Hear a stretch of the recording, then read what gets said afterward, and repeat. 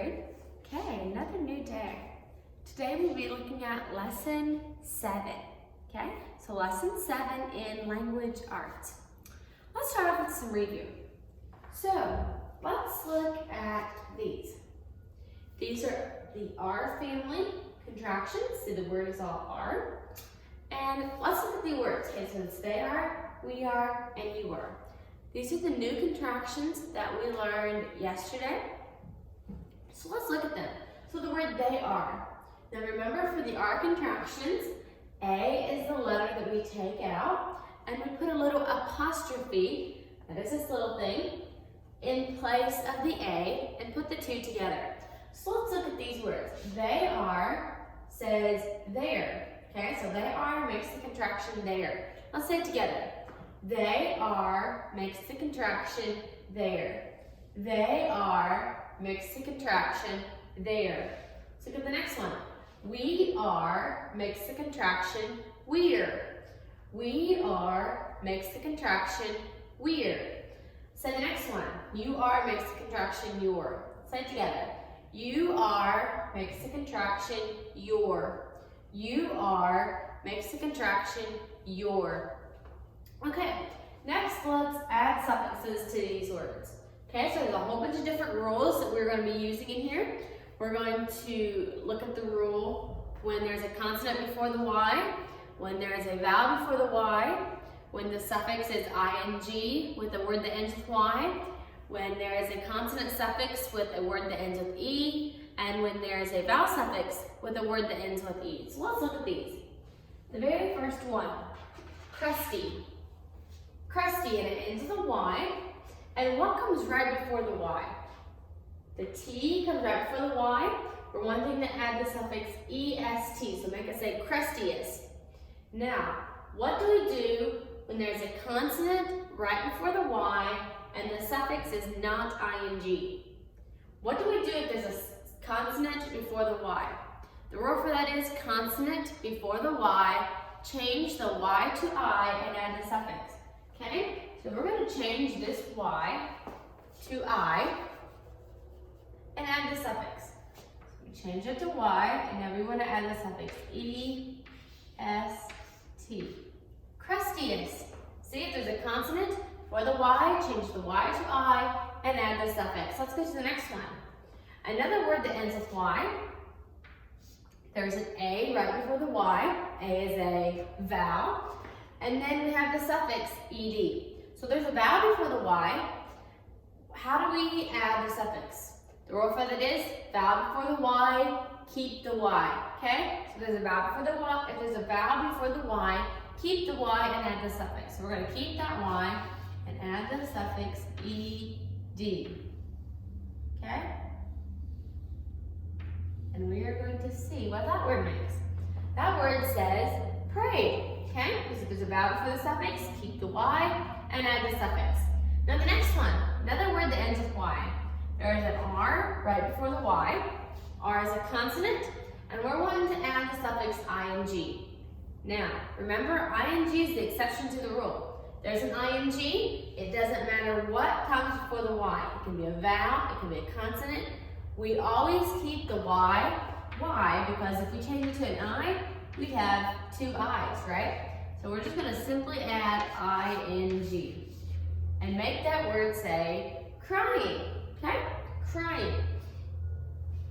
Okay, next let's look at the two words that end with silent E, okay?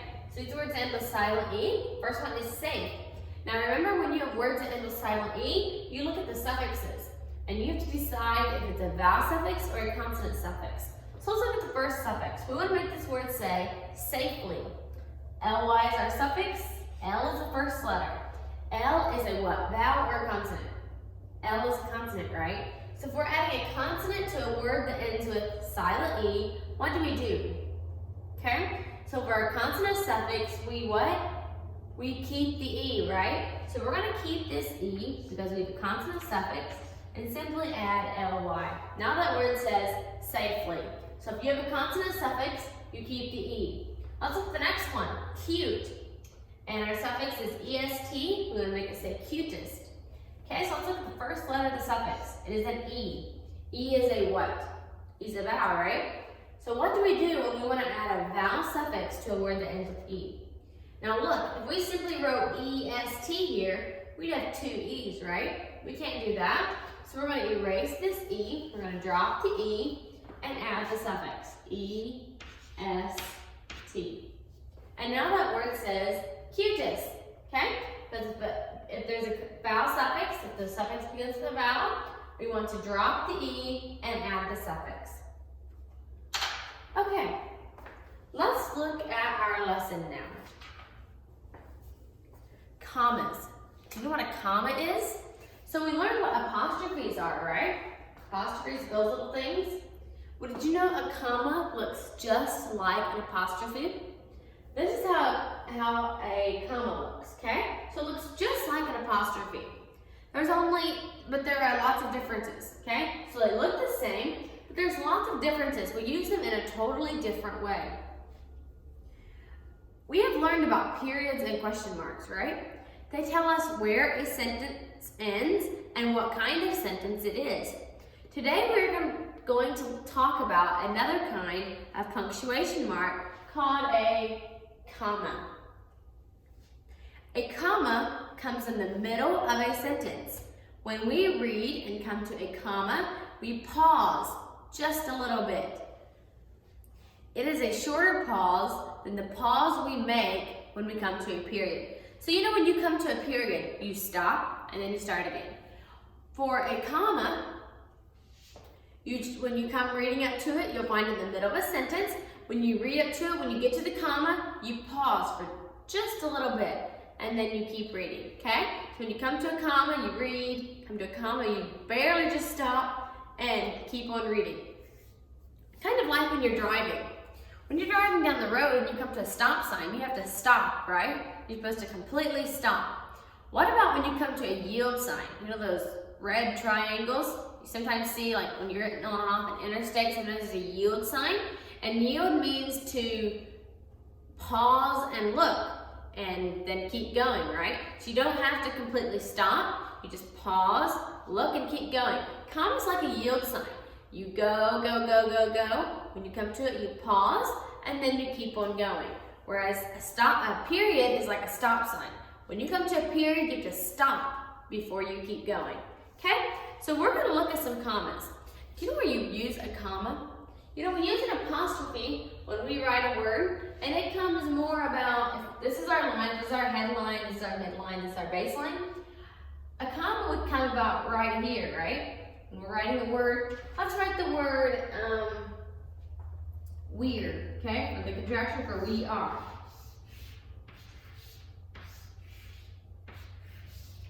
And you put that comma about right there, right? Well, a comma, sorry, that's an apostrophe. You put the apostrophe right there. A comma, if we want to write a comma after the word weird, we would add it way down here.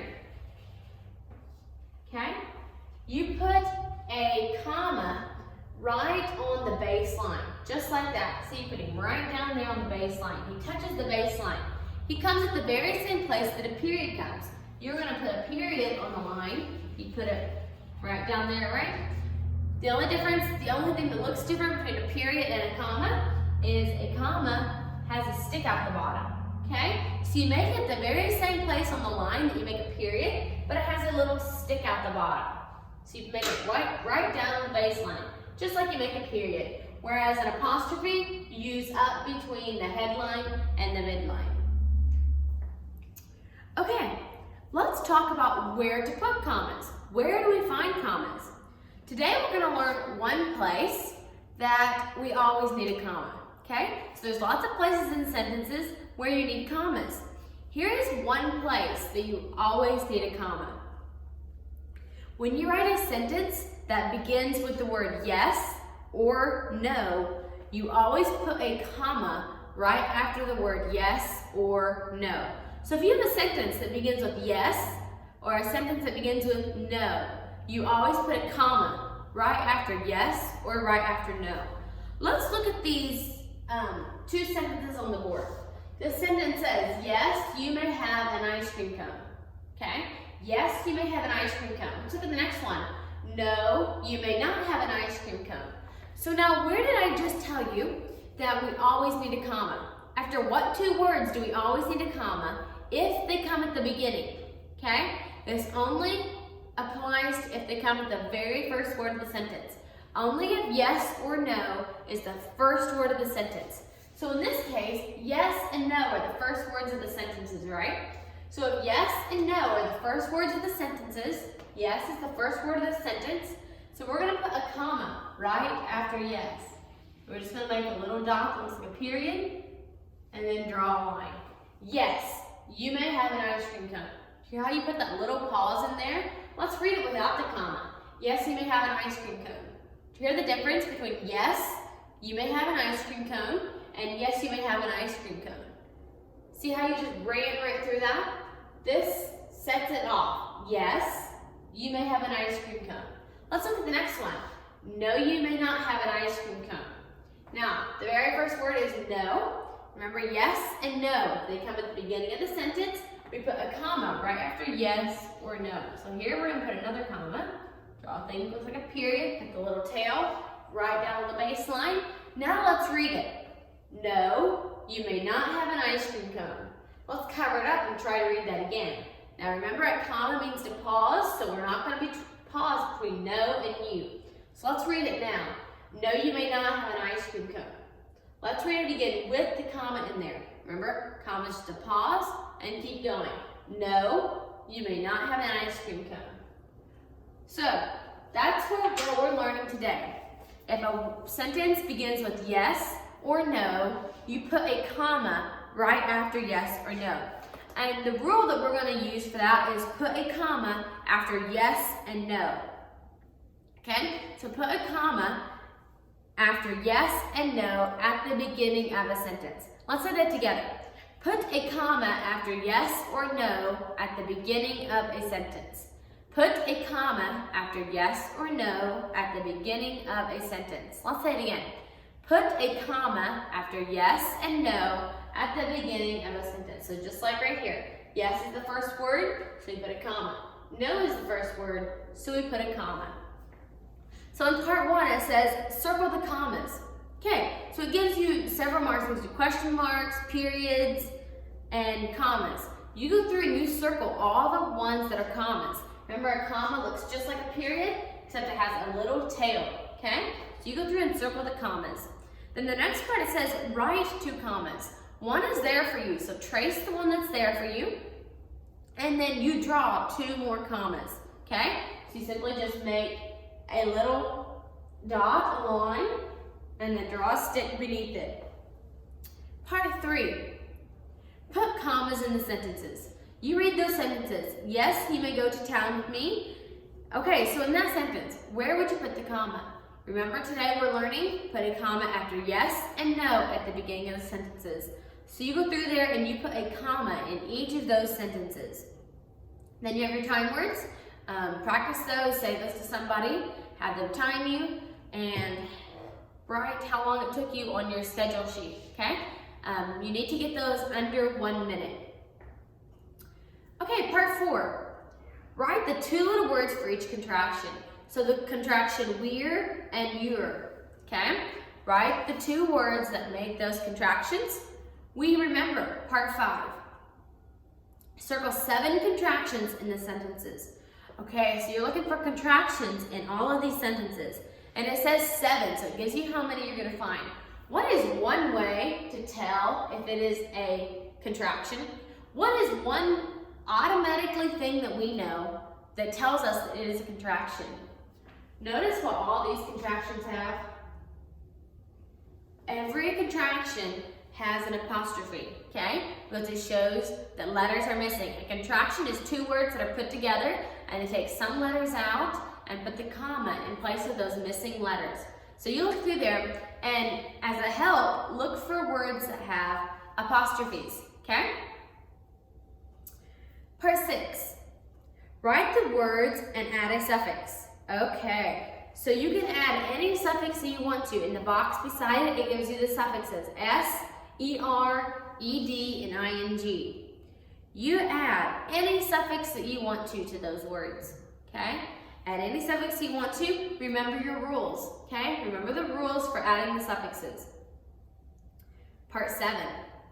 Circle S or ES. When to use S, when to use ES. Remember, use ES after CH, SH, S, X, or Z, okay?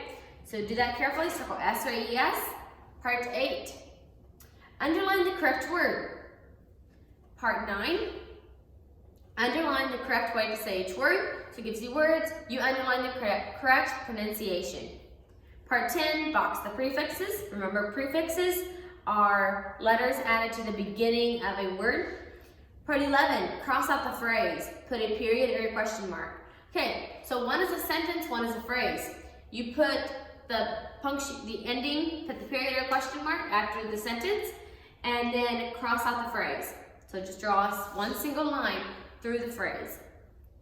Part 10, penmanship. Write sentence 7 on page 47. Do that neatly, carefully.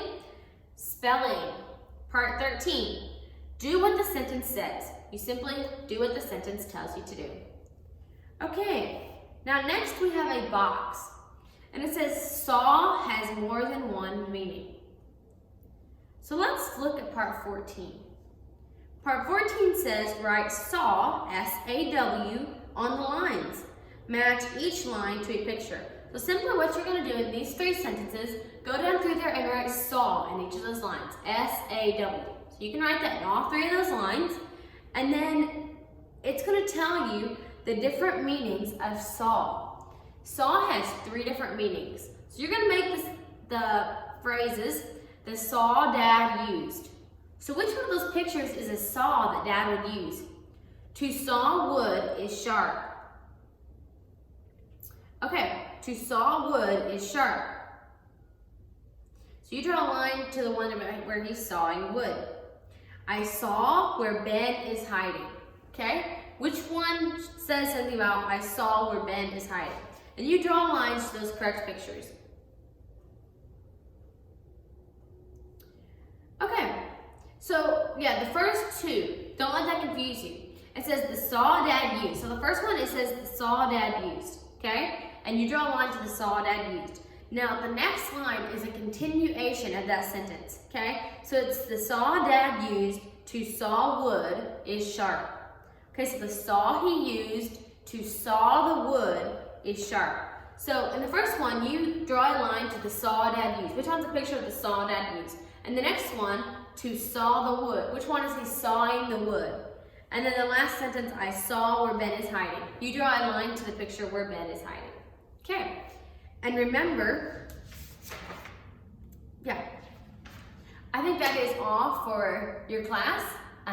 Remember to do your work carefully. Check over your work. Make sure it's written neatly. Make sure you did your best, checked over every single part, read all the directions carefully, did everything correctly, and I will see you in reading class.